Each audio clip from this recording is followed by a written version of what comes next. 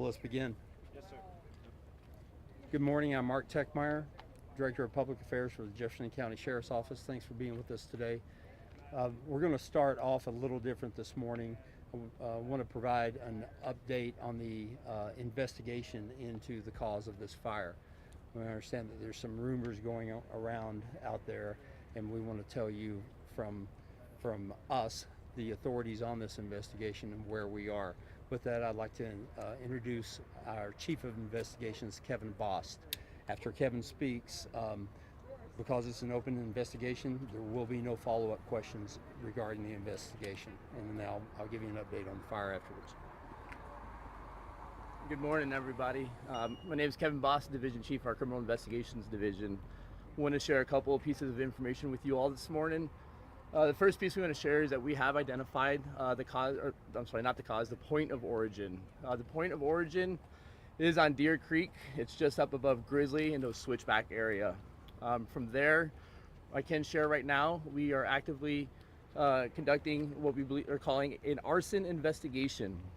And the reason it's an arson investigation is that we preliminarily believe that this fire is human caused in some manner. And so that's where we're at right now.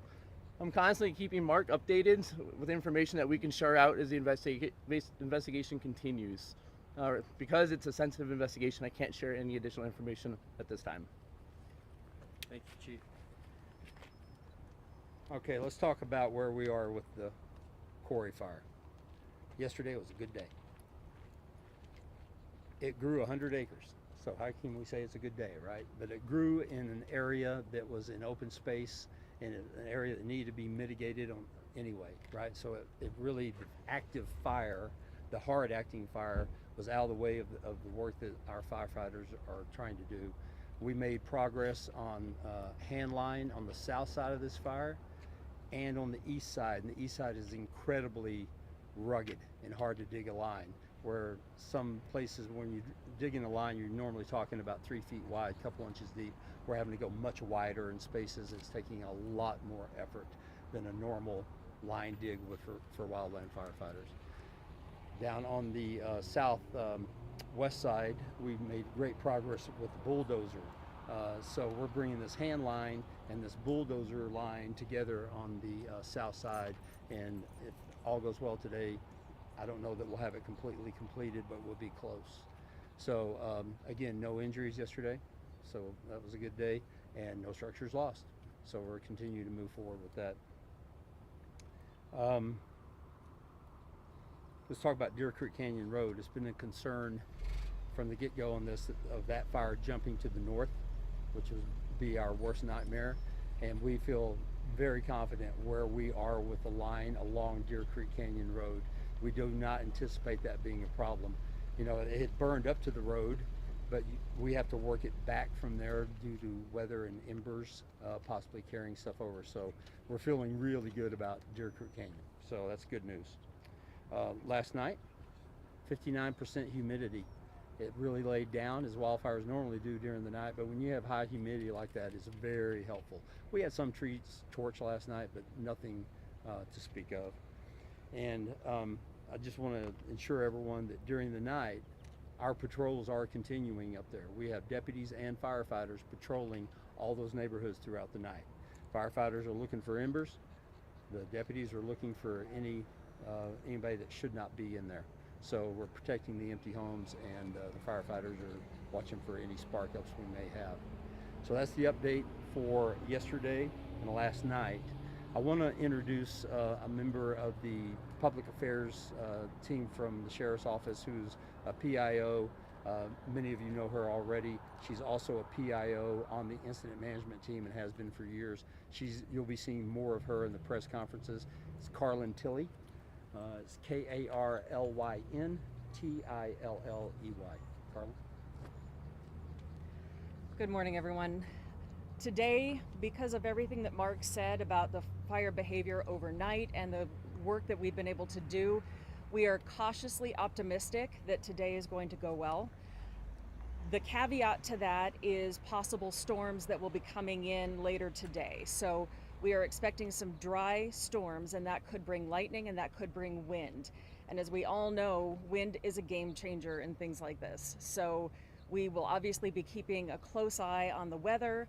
Meantime, our crews on the ground, our firefighters are doing an amazing job in extremely difficult conditions to make sure that they're getting those lines dug. We are also getting mutual aid coming in to help relieve those firefighters so that they can rotate better and stay healthy and stay strong and be able to keep doing what they're doing, because it is just so difficult. We have 2 hotshot crews that are going to be here as well today, along with some air support. Now, those hotshot crews are going to be evaluating the east side, that very rugged, hard area, and try to see if they can come up with another plan of attack. And so they'll be looking at that today, now that we have a little bit of room to breathe and actually start figuring out how we can get this thing contained. One of the things that we've heard a lot about are scams, that people are scamming people in fundraising efforts.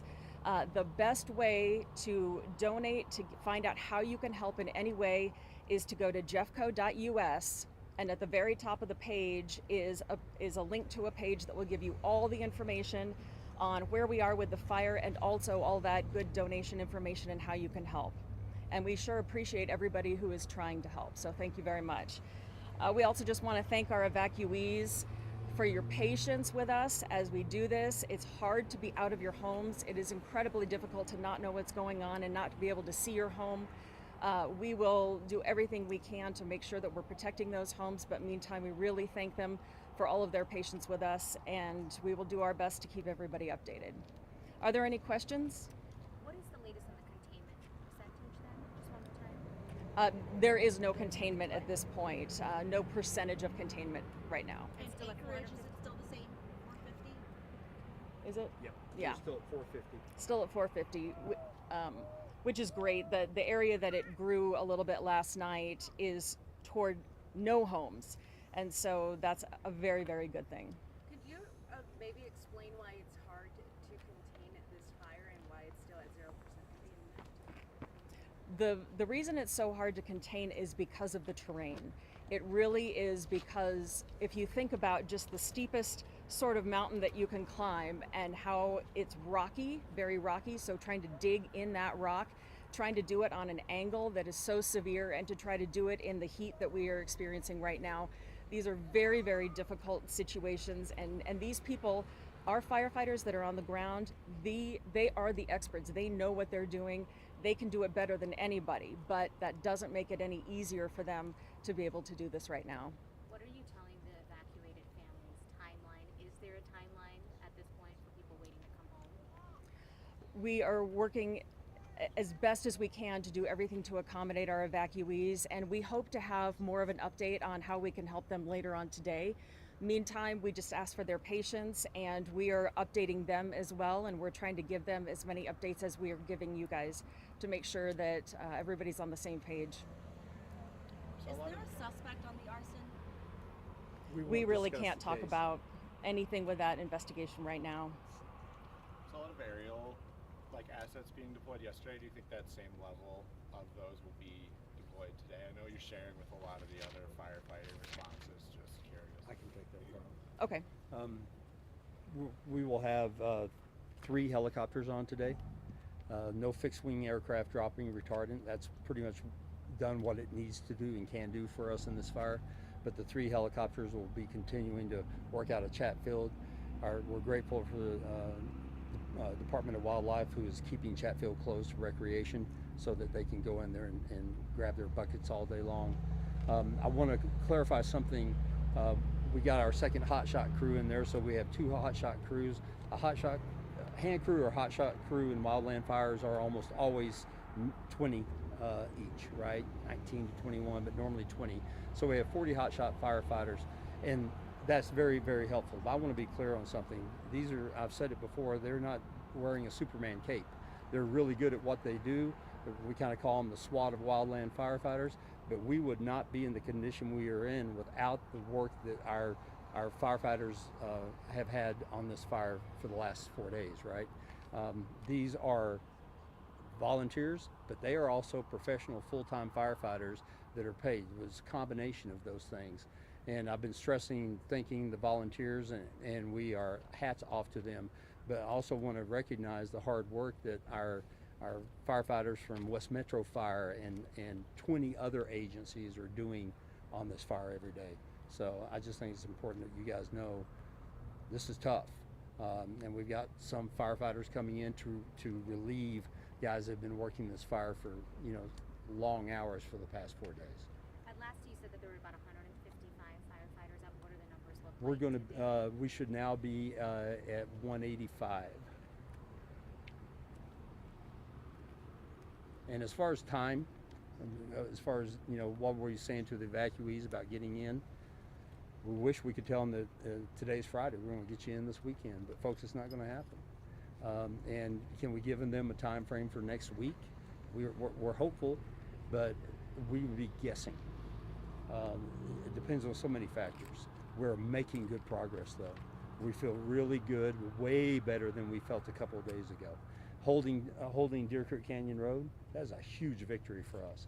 And the fact that the bulldozer line was so successful yesterday, the hand line so successful yesterday, we're making really good progress. So we'll just see how it goes. It's just, we have 20-year firefighters are saying, I have never worked in terrain like this. With the way that the fire is moving, how does that impact people who are under pre-evacuation orders right now? It's hard to say initially.